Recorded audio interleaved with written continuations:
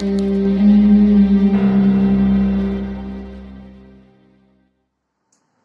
बच्चों, how are you? सारे बच्चे बढ़िया हैं? I am also fine, thank you. Basic part channel में लेकर के आ गए हैं आपके लिए साइंस का अगला सीरीज। कल जहाँ पे छोड़ा था हमने मैटर आपसे डिस्कस हुआ था। What is matter? मैंने आपसे बताया था कि मैटर को आप अपने सेंसरी ऑर्गन से फील कर सकते हैं, यानी आई से आप देख सकते हैं, टच करके भी आप जान सकते हैं। राइट बच्चों, मैटर वो सब कुछ है हमारे चारों तरफ प्रेजेंट, हर एक चीज मैटर है। मैटर की सबसे बड़ी खासियत होती है बच्चों कि ये कुछ ना कुछ स्पेस ऑक्युपाई करता है और इसमें कुछ ना कुछ मास होता है, यानी कुछ वजनता जरूर होनी चाहिए, तभी वो मैटर की कैटेगरी में आएगा। मैंने आज बताया था कि मैटर का जो नेचर है बच्चों, कंस्टिट्यूएंसी का, उसके बनने का, वो है particle nature. Matter is made up by tiniest particle. ये हमारे ग्रेट इंडियन साइंटिस्ट महर्षि कणाद ने सजेस्ट किया था कि जो द्रव्य होता है, जो मैटर होता है, वो नन्हे कणों से मिलकर के, स्मॉलेस्ट पार्टिकल से मिलकर के बच्चों बनता है। स्मॉलेस्ट पार्टिकल से, और कैसे पार्टिकल? वो स्मॉलेस्ट पार्टिकल कितना बड़ा होगा? उन्होंने कहा कि आप एक पार्टिकल लो जो आप उठा सकते हो, उसके आप टुकड़े करना शुरू करो, उसको डिवाइड करना शुरू करो, करते जाओ, एक ऐसी कंडीशन आएगी जब वो हिस्सा डिवाइड नहीं होगा। एक ऐसी कंडीशन आएगी कि एक नन्हा सा कण, एक टिनी पार्टिकल जो आपको मिलेगा, वो फिर से डिवाइड नहीं होना है। जो वो पार्टिकल जो डिवाइड नहीं होना है उसको कहा था अणु या परमाणु। इंग्लिश में बोले बच्चों तो एटम। तो अब जो कल मैंने पार्टिकल कहा था, अब उसको आज मैं एटम कह रहा हूं। इसका मतलब कि जो मैटर होता है वो स्मॉलेस्ट टिनी पार्टिकल से बनता है, नॉन डिविजिबल, जो डिवाइड नहीं हो सकते। बच्चों आप जानते हैं एटम डिवाइड नहीं हो सकता, तो हम ये कह सकते हैं कि यूनिट ऑफ मैटर, ये सब नोट करते जाएंगे बच्चों आप। यूनिट ऑफ मैटर जो होता है वो क्या होता है? एटम। एटम क्या है? एटम वो नन्हा सा कण है, वो नन्हा सा पार्टिकल है जो डिवाइड नहीं हो सकता। यहां पर एक क्वेश्चन उठता है कि अगर एटम डिवाइड नहीं हो सकता तो फिर इलेक्ट्रॉन, प्रोटॉन, न्यूट्रॉन क्या है? बच्चों इलेक्ट्रॉन, प्रोटॉन, न्यूट्रॉन उसके कंस्टिट्यूएंट पार्टिकल्स हैं, सब पार्टिकल्स हैं, वो उसमें डिवाइड नहीं हो सकता। एटम से दूसरा एटम नहीं निकल सकता, ऐसे आप समझो, इसलिए एटम नॉन डिविजिबल है। एटम एक पूरी बॉडी है, जैसे हमारी पूरी बॉडी है, ठीक है। अब आप हमारी बॉडी को काट करके दो बॉडीज नहीं बना सकते, नो, नॉट पॉसिबल। क्योंकि यार अगर आप ऐसा कुछ करेंगे ना, आप कहेंगे नहीं सर आप हैंड में डिवाइड हो जाएंगे, आप लेग में डिवाइड हो जाएंगे, आप हेड में डिवाइड, अरे भैया तो ऐसे तो बॉडी खत्म हो जाएगी ना, तो ऐसे तो एटम खत्म हो जाएगा। तो इलेक्ट्रॉन, प्रोटॉन, न्यूट्रॉन जो है वो इसके सब एटॉमिक पार्टिकल्स, सब पार्टिकल्स, उनसे मिलकर के तो ये बना हुआ है, लेकिन इससे नन्हा कुछ नहीं, इससे छोटा कुछ नहीं। एटम को दो एटम में आप नहीं तोड़ सकते। तो अब आज से जो चीज शुरू होती है वो शुरू होती है बच्चों कि जो हमारा मैटर होता है, यानी जो भी चीज हमको दिखाई देती है, वो चाहे सॉलिड हो, चाहे लिक्विड हो, चाहे गैस हो, वो सब कुछ इससे मिलकर के बनता है, एटम। जैसे हमारी बॉडी किससे मिलकर के बनती है? सेल से। तो पार्टिकल किससे मिलकर के बनता है? एटम से। अगर हम पूछे what is the cell of the particle, cell of the material, matter की सेल क्या है? एटम। ठीक है, सबसे छोटा पार्टिकल एटम। तो बच्चों अब हम इसी से पहले शुरुआत कर लेंगे, क्योंकि ये अब जानना बहुत जरूरी है कि अगर आप एटम मॉलिक्यूल के बारे में नहीं जानेंगे फिर आपको atomic theory of solid, liquid and gas पढ़ने में दिक्कत हो जाएगी। अब हम मैटर पे आ रहे हैं, अपनी मेन चीज पर। हमने आपको बता दिया कि मैटर का जो यूनिट है वो क्या है बच्चों? एटम। ठीक है, एटम ये हमारा एटम क्या है? एटम टिनिएस्ट पार्टिकल है which cannot be divisible। ये मैं बार बार कह रहा हूं, कुछ लोगों ने कहा नहीं डिविजिबल, मैं कह रहा हूं नहीं डिविजिबल नहीं है। कैसे डिविजिबल हो सकता है? डाल्टन ने जो कहा वो सही है, कणाद ने जो कहा वो सही है, कणाद ने कहा डिविजिबल नहीं हो सकता। अब वो जो नन्हा पार्टिकल है वो इलेक्ट्रॉन, प्रोटॉन, न्यूट्रॉन से मिलकर के बना है, लेकिन उसमें दूसरा एटम नहीं है, तो एटम इज नॉट डिविजिबल। ठीक है बच्चों, और जो सेकेंड चीज है बहुत इंपॉर्टेंट एटम के बारे में, वो क्या है? एटम क्लीनेस्ट हो गया, कई एटम मिलकर के मैटर बनाते हैं, ठीक है। एटम नॉन डिविजिबल है, एटम क्या फ्री स्टेट में रह सकता है नेचर में? यस, बिल्कुल रह सकता है। It can live in free state, atom free state में रह सकता है। अच्छा, अगर बच्चों दो एटम, देखिए आप आ जाइए, एक ये एटम है बच्चों, एक ये एटम है, ये दो एटम है, ठीक। अगर ये आपस में मिल जाए, अगर ये कंबाइन हो जाए बच्चों, अगर ये दो एटम कंबाइन हो जाए, और ये एटम है कैसे बच्चों? एक जैसे एटम। मान लीजिए मैं कह दूं कि ऑरेंज कलर का ये एटम है और ऑरेंज कलर का ही ये एटम, ठीक है। ये दो एटम अगर बच्चों मिलते हैं तब क्या बनेगा? तब बनेगा बच्चों एक मॉलिक्यूल। ध्यान रखिएगा मेरी बात को, बहुत इंपॉर्टेंट चीज मैं आपसे बता रहा हूं, बहुत ज्यादा। एक एटम ये, एक एटम ये, जब ये दोनों मिलते हैं तो एक बनता है मॉलिक्यूल। ये भी बच्चों बहुत छोटा पार्टिकल होता है, वेरी टीनिएस्ट पार्टिकल, लेकिन खासियत क्या है? ये एटम से मिलकर के बनता है, ठीक। अब मैं आपसे एग्जाम्पल बता दूं इसके क्या मतलब है। देखिए, जैसे मान लीजिए कि ये जो एटम है ये हाइड्रोजन का है, ठीक। ये हाइड्रोजन का एटम है, एक ये हाइड्रोजन का एटम है। जब ये दोनों मिल गए बच्चों तो क्या बनता है? H2 का एक मॉलिक्यूल। तो एक चीज क्लियर हुई कि H एटम है, H2 मॉलिक्यूल है। सिमिलरली ऑक्सीजन, ये क्या है बच्चों? एटम। अगर दो ऑक्सीजन मिल गए तो क्या बनेगा? O2 molecule of oxygen, molecule of oxygen. अगर 3 O मिल जाए बच्चों तो क्या बनेगा? Molecule of ozone. समझ में आ गई बात? बहुत ध्यान से बचिएगा, क्योंकि ये चीज अगर समझ आ गई तो फिर समझिए सारी कहानी हो गई। तो अब ये एटम कंबाइन होकर के क्या बनाते हैं? मॉलिक्यूल बनाते हैं, और इन मॉलिक्यूल्स को हम कहते हैं, ये अब और देख लीजिए आप।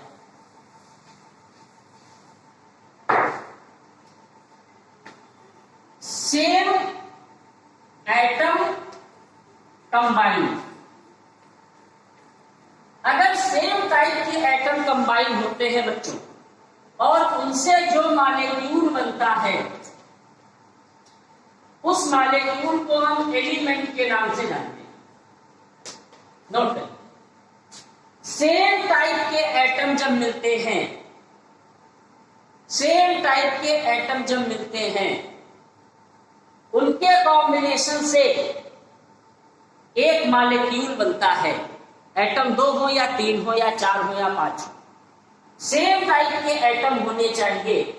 उनके मिलने से जो मॉलिक्यूल बनता है उसको हम एलिमेंट बोलते हैं। बात समझ आ रही है?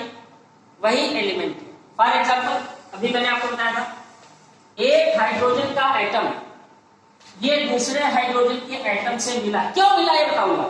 कंबाइन हुआ, इससे एक बना H2 का मॉलिक्यूल, और ये जो बच्चों H2 होता है इसको हम बोलते हैं एलिमेंट। इसीलिए एलिमेंट प्योर माने गए हैं। ये प्योर होते हैं, इनमें किसी प्रकार का दूसरा मिक्सचर नहीं होता है। सेम टाइप के एटम होते हैं एलिमेंट में। एटम में सेम टाइप के एलिमेंट में सेम टाइप के एटम होते हैं। क्लियर हो गया? जो एलिमेंट का मॉलिक्यूल होगा उसमें सेम टाइप के एटम होंगे, यानी ये जिनसे मिलकर के बना है तो इसकी प्रॉपर्टी, इसकी प्रॉपर्टी, इसकी प्रॉपर्टी सेम होगी। ठीक, क्लियर? अच्छा, आप देखिए बच्चों, ऑक्सीजन का ले लें एग्जाम्पल। चलिए, एक ऑक्सीजन का एटम, ये दूसरा एटम मिलकर के ऑक्सीजन का एक मॉलिक्यूल बनाते हैं, और इसको हम बोलते हैं बच्चों एलिमेंट। ठीक है, इसीलिए मैंने आपसे कहा कि एलिमेंट जो होता है बच्चों वो प्योर फॉर्म में पाया जाता है, इसमें कोई इम्प्योरिटी नहीं होती। जैसे मैं आपसे कह दूं गोल्ड AU, सिल्वर AG, ये देखिए क्या है, ये सब प्योर फॉर्म में पाए जाते हैं, फ्री स्टेट में पाए जाते हैं, इसमें कोई मिक्सचर नहीं होता, इसमें कोई एलिमेंट होते हैं। ठीक है, ये एलिमेंट है। आयरन एलिमेंट है, हाइड्रोजन एलिमेंट है, नाइट्रोजन एलिमेंट है, ऑक्सीजन एलिमेंट है, ये सारे एलिमेंट कहे जाते हैं केमिस्ट्री में। ठीक है, तो इसमें होता क्या है कि सेम टाइप के एटम होते हैं, प्योर फॉर्म होता है, राइट। अब दूसरी चीज क्या है, अगर बच्चों ये समझ गए ना, तो एटम के मिलने से क्या बनता है, मॉलिक्यूल। अब बच्चों अगर हम ऐसा कर ले, कैसा कर ले, अभी तो आपने देखा कि सेम टाइप के एटम मिल रहे थे, अब हम बच्चों सेम टाइप के एटम नहीं मिलाएंगे, अलग अलग टाइप के एटम मिला दें, क्या कंबाइन हो सकते हैं? Of course.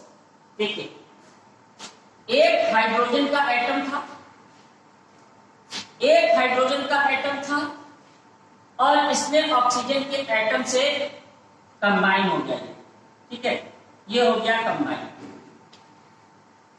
देख लीजिए बच्चों, एक ऑक्सीजन का एटम है, एक दो हाइड्रोजन के एटम है, ये जब कंबाइन होते हैं तो देखो बच्चों क्या बनता है, तब जो मॉलिक्यूल बनेगा ये मॉलिक्यूल बनेगा और कुछ ऐसा कॉम्बिनेशन होगा इसका।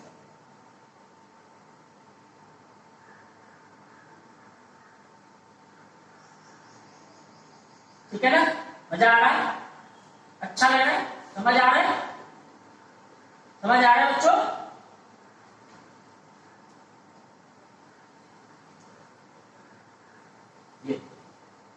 ये जो मॉलिक्यूल बना आपके पास, इसमें आप देख रहे हैं कि एक सेम टाइप नहीं है एटम, ये हाइड्रोजन का एटम है, ये हाइड्रोजन का एटम है और ये इसका एटम है।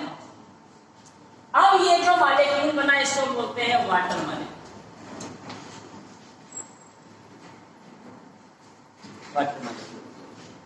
ठीक, इसका मतलब क्या हुआ बच्चों, देखिए हाइड्रोजन क्या था, एलिमेंट, एटम जितने भी बच्चों को एलिमेंट को ही रिप्रेजेंट करते हैं, इस चीज को ध्यान रखिएगा क्योंकि प्योर फॉर्म में होते हैं।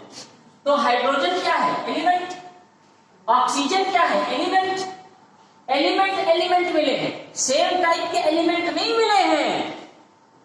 आप इसको दो तरह से कह सकते हैं, अलग अलग टाइप के एटम मिले हैं तब एक अलग टाइप का मॉलिक्यूल बना है, या अलग अलग टाइप के एलिमेंट मिले हैं तब एक कंपाउंड बना है बच्चों, इट इज अ कंपाउंड। ठीक, तो आपने क्या जाना, आपने ये कहा कि सेम एटम जब मिलते हैं तो क्या बनता है, मॉलिक्यूल बनता है, इसका एलिमेंट। और जब सेम एलिमेंट मिलते हैं तब क्या बनता है, मॉलिक्यूल बनता है, इसका कंपाउंड। ठीक है ना, ये फ्री स्टेट में रह सकता है क्या, वाटर, केवल एटम रह सकता है बच्चों, मॉलिक्यूल नहीं रह सकता। ठीक है, केमिकल रिएक्शन जितनी भी होती है, अभी आपने देखा कि आपस में मिल रहा है, इसको केमिकल रिएक्शन बोलते हैं। केमिकल रिएक्शन में आप देख रहे हैं कौन पार्टिसिपेट कर रहा है, एटम की मॉलिक्यूल, एटम। तो यही बात क्लियर होती है कि केमिकल रिएक्शन में हमेशा एटम ही पार्टिसिपेट करता है। ठीक, पार्टिसिपेट कर दिया, देखिए उसने कंपाउंड बना लिया। ठीक है बच्चों, सेम एटम मिलेंगे तो क्या बनेगा, एलिमेंट, एलिमेंट जब आपस में कंबाइन होंगे तो क्या बनेगा, कंपाउंड। ठीक, समझ में आई बात। अच्छा, आगे बढ़े। तो अब एक चीज आपको क्लियर होगी, ये एलिमेंट क्या होता है, कंपाउंड क्या होता है। ठीक है, एलिमेंट, कंपाउंड, मिक्सचर। एलिमेंट में क्या होता है बच्चों, सेम एटम्स आर मॉलिक्यूल, है ना, सेम होते। कंपाउंड में क्या होता है, डिफरेंट एटम्स कंबाइन होते हैं या मॉलिक्यूल। मिक्सचर में क्या होता है, डिफरेंट एलिमेंट कह लीजिए ऑफ एलिमेंट। मिक्सचर में क्या होता है, डिफरेंट एलिमेंट मिल जाते हैं। जैसे जैसे बच्चों, जैसे सैंड और आयरन फिलिंग, लोहे का बुरादा और बालू मिला दीजिए, मिक्सचर हो जाएगा डिफरेंट डिफरेंट। ठीक है, समझ आ गई बात? तो इसका मतलब हाइड्रोजन क्या है बच्चों, ये एलिमेंट। ठीक है, और एटम मॉलिक्यूल में डिवाइड करें तो क्या है, मॉलिक्यूल। H क्या है, एटम। ठीक है ना। H2O क्या है, कंपाउंड। क्यों कंपाउंड है, क्योंकि इसमें दो एलिमेंट मिले हैं, हाइड्रोजन और ऑक्सीजन। ठीक है, तो एलिमेंट हो गया, कंपाउंड हो गया। NaCl क्या होगा बच्चों, कंपाउंड होगा। सोडियम और क्लोरीन आपस में मिले हैं, सोडियम का एटम है, ये क्लोरीन का एटम है। ठीक है, ये आपस में मिले हैं। अब आप एक चीज देखो, जो H2O चलिए वो बात में डिस्कस करेंगे। ठीक है, तो ये चीज आपको क्लियर हो गई। अब हम आते हैं वापस अपने मैटर पे, फिर से वापस जो कल चर्चा हम लोगों ने करी। कल हम लोगों ने चर्चा करी थी कि जो हमारा मैटर होता है ये तीन टाइप का है, सॉलिड। अब हम पहले सॉलिड का एक्सप्लेनेशन करेंगे। सॉलिड का एक्सप्लेनेशन कैसे करेंगे, मैटर एटम से मिलकर के बनता है, या मॉलिक्यूल से मिलकर के बनता है, या आयन से मिलकर के बनता है। ये सारे स्मॉलेस्ट पार्टिकल होते हैं बच्चों। ठीक है, तो सॉलिड अब हम एटम को छोड़ करके कहेंगे कि ये मॉलिक्यूल से मिलकर के बनता है। ठीक है, यानी इसको बोलते हैं एटॉमिक थ्योरी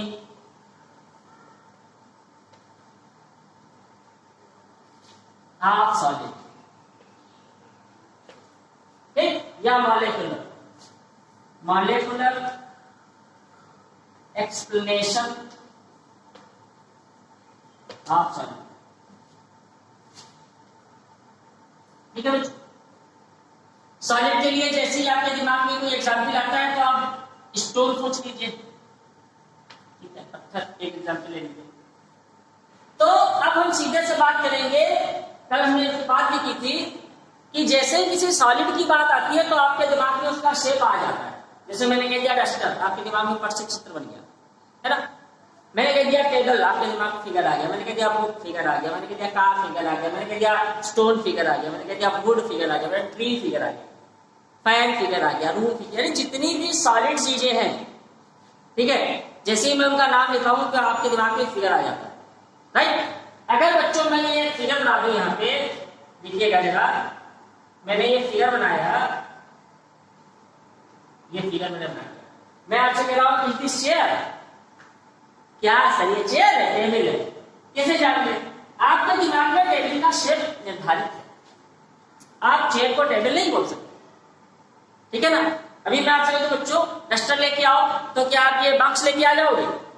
नहीं, आप डस्टर ही लाओगे, क्योंकि आप डस्टर का शेप आपके दिमाग में बना हुआ है, क्योंकि ये सॉलिड है। तो इससे एक चीज बच्चों सर्टेन हुई है ये कि सॉलिड का जो शेप होता है वो सर्टेन होता है। क्यों? कल मैंने बताया था, इसलिए क्योंकि ये जो जिन पार्टिकल से, जिन एटम से, जिन मॉलिक्यूल से मिलकर के बनता है, तो इसके जो मॉलिक्यूल होते हैं बच्चों सॉलिड के, वो चिपके हुए होते हैं, क्लोजर।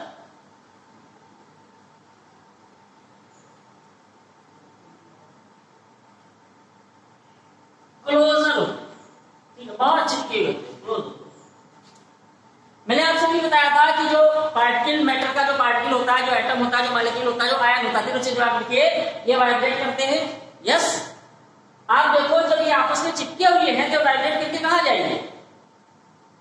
कुछ समझ आ रही बात? कुछ समझ आ रहा है जिसने टोकरा साहब? नहीं समझ आ रहा? अरे यार, एक एग्जाम्पल और ले लो। एक ये डिब्बा है, ठीक है, एक आइडिया मारो, इसमें कितनी कांसों की बाल आ जाएंगी? 1 2 3 4 5 6, चलिए मैंने मान लिया 8 बॉल्स आ जाएंगी, ठास ठास के, ठास ठास। 8 गेंदे आ गई। अब हिलाओ आप इसको, गेंद क्या भागेंगी इधर उधर? क्यों नहीं भागेगी? क्योंकि एक दूसरे से वो क्लोजर हो गए, अब वो नहीं भाग सकते। अगर इस डिब्बे में गेंद पैक है, ये कास्को की बाल इसमें पैक है, ठीक है, तो क्या ये कहीं भाग सकती है? मान लीजिए एक बॉल यहाँ भी रखी है, क्या ये कहीं भाग सकती है? नहीं भाग। क्यों? क्योंकि ये क्लोजली पैक्ड। वाइब्रेट तो ये करेगी, जब आप डिब्बे को हिलाओगे बच्चों, इसको आप हिला रहे हो तो इसमें जो बाल हैं वो वाइब्रेट तो करेंगी, लेकिन ऐसे ऐसे वाइब्रेट नहीं करेंगी, ये वाइब्रेट करेंगी ऐसे ऐसे, ठीक है, एक दूसरे को कुछ तो हिलाएंगी, लेकिन ये इतना नहीं दिया भाग्य। ठीक, क्लियर हो गया? इसीलिए बच्चों जब मॉलिक्यूल क्लोजली पैक है, इसीलिए इनका जो शेप होता है वो सर्टेन होता है, शेप डिस्टर्ब होने का सवाल ही नहीं होता। अगर ये क्लोजर नहीं होता तो शेप डिस्टर्ब होता, क्योंकि इन्हीं से मिलकर के बना। ठीक है, समझ आ रही बात? देखिए एक माला कल्पना कर लीजिए, माला जो गले में पहना जाता है, उसमें एक तार ले लीजिए, वायर, उसमें मोती डालिए और फेविक्विक से चिपका दीजिए मोतियों को, और फिर आप उसको ऐसे खड़ा कर सकते हैं, आराम से खड़ा हो जाएगा, कोई दिक्कत? क्या हिलेंगे मोती? नहीं हिलेंगे। दूसरा, एक माला नीचे से मोती फ्री हो तो वो ऐसे हिल सकता है, बिल्कुल सेफ पोजीशन। जो हिल रहा है उसका शेप सर्टेन नहीं है, लेकिन जो नहीं हिल रहा उसका शेप सर्टेन है। इसलिए सॉलिड का शेप सर्टेन होता है, क्योंकि इनके मॉलिक्यूल के बीच में इतना गैप भी नहीं होता कि ये हिल सके, ये क्लोजली पैक होते हैं। ठीक, इंटरमॉलिक्यूलर क्या होता है बता चुके हैं, अट्रैक्शन फोर्स सब बता चुके हैं। अच्छा, दूसरी चीज तो पता चल गया ना, क्यों सॉलिड ये सर्टेन होते हैं। क्वेश्चन आएगा why solid have certain shape, तो आप कहोगे because the molecules of the solid are closely packed together. ठीक है, there is no movement between them, उनके बीच में कोई मूवमेंट नहीं, सब अपनी जगह पे है। ठीक है, दूसरी चीज,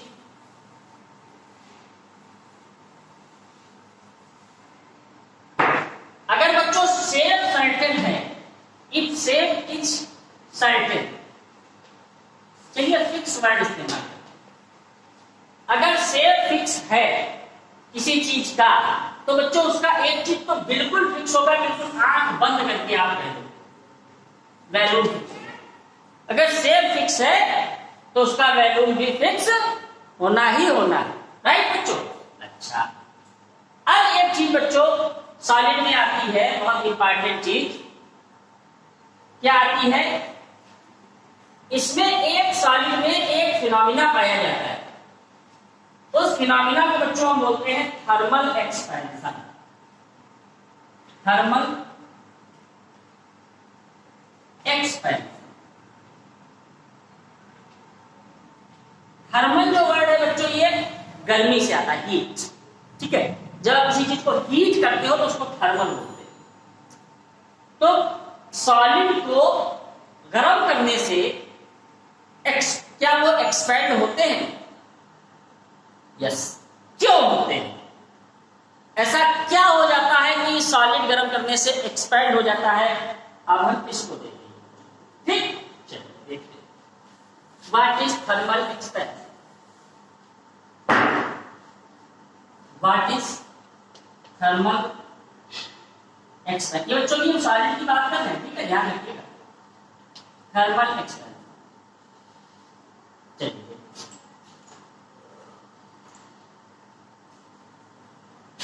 बच्चों जो पार्टिकल होते हैं, मैंने अभी आपको बताया मैटर पार्टिकल से मिलकर के बनता है। ये पार्टिकल जो होते हैं वाइब्रेशन करते रहते हैं। इनमें बच्चों एक काइनेटिक एनर्जी होती है। काइनेटिक एनर्जी माने होता है ऐसी एनर्जी जिससे मूव कर सके। और आपने देखा कि सॉलिड के जो पार्टिकल होते हैं उनके बीच में गैप नहीं होता, गैप नहीं होता, इसलिए उनकी काइनेटिक एनर्जी क्या होती है बच्चों? लगभग ना के बराबर होती है, वो मूव ही नहीं कर पाते, राइट? लेकिन आप ये नहीं कह सकते कि है नहीं। काइनेटिक एनर्जी बच्चों इनमें इतना स्टोर होती है, इसका कोई जवाब नहीं। कैसे स्टोर होती है? बिल्कुल वही आप समझिए कि एक ऐसा बच्चा जिसको हमेशा घर में रखा गया हो और वो बाहर की दुनिया देखना चाहता है, जब उसको खुला छोड़ दिया था तो सब कुछ देखना चाहता है। ये सिनेमा, ये सड़क, ये कॉलेज, ये बिल्डिंग, ये होटल, सब कुछ देखना चाहता है। ठीक है, आपको बुलेट याद होगा बच्चों, जब आप उसको खींचते हो तो क्या उसमें पत्थर दौड़ लेता है? नहीं। जब आपने उसको खींच लिया तो उसका काइनेटिक एनर्जी स्टोर हो गया, और जब आप उसको छोड़ते हो तो देखिए कितना स्पीड से स्टोर आगे जाता है। तो ये जो सॉलिड के पार्टिकल होते हैं इसमें काइनेटिक एनर्जी होती है बच्चों, दिखती नहीं है लेकिन होती जरूर है, ठीक है, क्योंकि ऐसा कोई मैटर है ही नहीं जिसके पार्टिकल में काइनेटिक एनर्जी ना हो, जरूर होती है। तब ये एक्सपैंड कैसे होते हैं जरा इस चीज को देख लीजिए। एक्सपेंशन होने के लिए बच्चों ये जरूरी है कि पार्टिकल से पार्टिकल के बीच में गैप बढ़े। गैप तभी बढ़ेगा जब के बढ़े, है ना, जब कोई चीज भागेगी तभी तो गैप बढ़ेगा। टू बाल्स इधर उधर जा रही तभी तो, जब वो जाएगी, जाने का मतलब क्या है, काइनेटिक एनर्जी। काइनेटिक एनर्जी बच्चों पार्टिकल की तब बढ़ती है जब उनको हीट किया जाता है। चलिए देखिए ज्वाइन हो गया सभी दूसरे से। कोई चीज, कोई सॉलिड, चलिए चीज छोड़ दीजिए, कोई सॉलिड तभी बढ़ेगा, तभी एक्सपैंड होगा जब उसके मॉलिक्यूल की काइनेटिक एनर्जी बढ़ेगी। काइनेटिक एनर्जी जब बढ़ेगी तो मॉलिक्यूल बहुत तेज तेज हिलने लगेंगे। जब हिलने लगेंगे तो एक दूसरे को टक्कर मारेंगे। जब एक दूसरे को टक्कर मारेंगे तो गैप हो जाएगा, है ना। चार बच्चे दुबले पतले लाइन में खड़े हैं, पीछे से मोटा बच्चा आ गया, एक को ऐसे लात मारी, धूम से आगे गया, धूम से आगे गया, तो देखिए गैप हो गया, एक्सपेंशन हो गया, राइट। तो बस वही प्रोसीजर है। काइनेटिक एनर्जी बढ़ेगी, एक्सपेंशन होगा। काइनेटिक एनर्जी कैसे बढ़ती, हीट करने से। देखिए कैसे, ये आपका एक रॉड है आयरन, राइट, आयरन रॉड है, ठीक है बच्चों, और इसमें ये देखिए मॉलिक्यूल पैक है।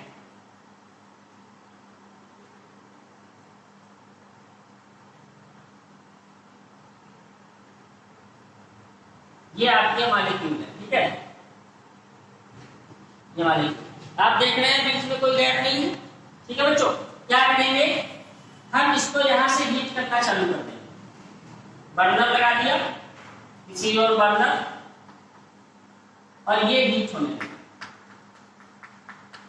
हीट होने से बच्चों क्या होता है, हीट होने से इसका जो वाइब्रेशन अभी धीरे धीरे वाइब्रेशन हो रहा था, जब आपने हीट कर दिया तो इसका वाइब्रेशन, इसकी काइनेटिक एनर्जी बढ़ गई। जब एनर्जी बढ़ जाएगी तो ये और इधर उधर वाले मॉलिक्यूल्स को धीरे धीरे खिसकाने लगेगा, है ना। 4 लोगों की सीट है, 5 लोग बैठेंगे, छठा भी बैठना चाहता है, छठा अगर धीरे से उसको टिकाने को मिल गया तो फिर वो खिसकता थोड़ी जगह बना ही लेता है। बस वही सिस्टम यहाँ भी है। तो ये क्या करेगा, इसको ये टक्कर मारना शुरू करेगा, ये इसको मारना शुरू करेगा, ये इसको मारना शुरू करेगा। देखिए आगे जगह तो है नहीं, जगह नहीं है, लेकिन फिर भी जो ये वाला पार्टिकल है ये इसको थोड़ा सा आगे बढ़ाएगा, और ये पार्टिकल यहाँ की जगह बच्चों कहाँ आ गया, यहाँ। आप देखिए इतना बढ़ गया, ये एक्सपेंड हुआ, इतना एक्सपेंड हुआ, और जब हम इतना थोड़ी बढ़ जाएगा। तो इसको गर्म करने से आपने देखा होगा जो ब्लैक स्मिथ लोहार होते हैं, लोहे को गर्म करते हैं, वो रेड हॉट हो जाता है, फिर उसको चोट करते हैं थोड़े से, तो वो बढ़ जाता है। यही काम यहाँ भी। तो देखो आप पहले ये यहाँ से यहाँ तक था, ठीक, अब ये इतना और बढ़ गया। क्यों बढ़ गया, गर्म करने से काइनेटिक एनर्जी बढ़ गई, काइनेटिक एनर्जी बढ़ने से वाइब्रेशन बढ़ गया, वाइब्रेशन बढ़ने से उनके बीच में गैप बढ़ गया। ये चीज फील कर रहे हैं ना भाई, धक्का कस के लगाते रहो तो गैप बढ़ जाता है, तो गैप बढ़ गया। इसी को बोलते हैं थर्मल एक्सपेंशन। समझ में आ गया, समझ गया बच्चों थर्मल एक्सपेंशन क्या होता है। इसीलिए अच्छा बच्चों अगर इसको लगातार गर्म करते जाए तो हमारा जो सॉलिड है ये धीरे धीरे किसमें कन्वर्ट हो जाता है, यानी और वाइब्रेशन बढ़ता जाता है, बढ़ता जाता है, बढ़ता जाता है, बढ़ता जाता है, और फिर ये हमारा लिक्विड में कन्वर्ट हो जाता है, लोहा पिघल भी जाता है, पानी जैसा बहने लगता है। ठीक है बच्चों, समझ गए, बहुत बढ़िया। अब हम लोग कल कुछ और इसके फिनोमेना पढ़ेंगे जो कि मैटर पर बेस्ड हैं। अभी सॉलिड के कुछ फिनोमेना और पढ़ेंगे, थर्मल एक्सपेंशन में पढ़ लिया है, क्योंकि सारे के सारे फिनोमेना पार्टिकल से ही ज्वाइंट है। तो हम लोग कंडेंसेशन है, इवेपोरेशन है, बॉइलिंग पॉइंट, मेल्टिंग पॉइंट, ये सारी चीजें अपनी क्लियर करेंगे, क्योंकि हम लोग कोई चैप्टर तो नहीं पढ़ रहे, हम लोग ये साइंस की बेसिक बातें जो है छोटी छोटी है क्लियर कर रहे हैं। ठीक है बच्चों, चलिए तो क्लियर करते हैं और कल मिलते हैं किसी नए टॉपिक के साथ। Okay, good bye.